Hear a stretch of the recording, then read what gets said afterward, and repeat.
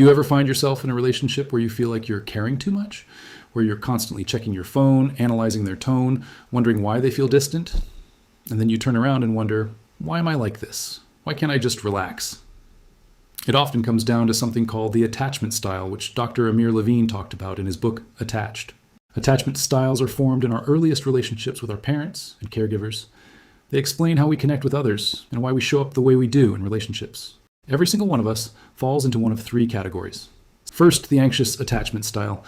People with anxious attachment behavior crave intimacy and are often preoccupied with their relationships.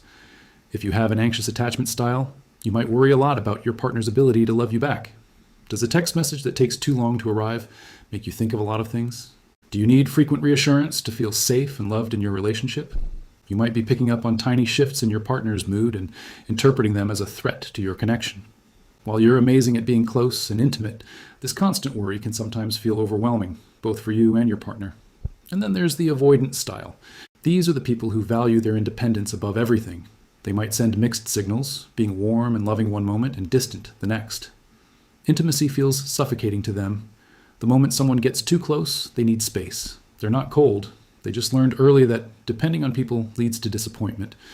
And finally, the holy grail of attachment, the secure style. Secure individuals feel comfortable with intimacy and are not afraid of depending on others or having others depend on them. They communicate their needs and feelings openly and effectively. They don't play games. They are reliable, consistent, and view relationships as a source of comfort and strength, not a threat to their freedom.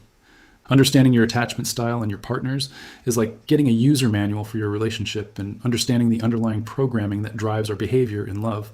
The book is packed with practical advice on how to identify these styles and, more importantly, how to navigate them. For example, if you're anxious and your partner is avoidant, you're caught in what the book calls the anxious avoidant trap. The more you seek closeness, the more they pull away, which makes you seek closeness even more. The great news is that attachment styles aren't set in stone. You can work towards becoming more secure. This is called earned security. It involves consciously choosing partners who can meet your needs, learning to communicate more effectively, and understanding that your need for connection is valid and normal. For anxious types, it might mean learning to self-soothe and express your needs calmly.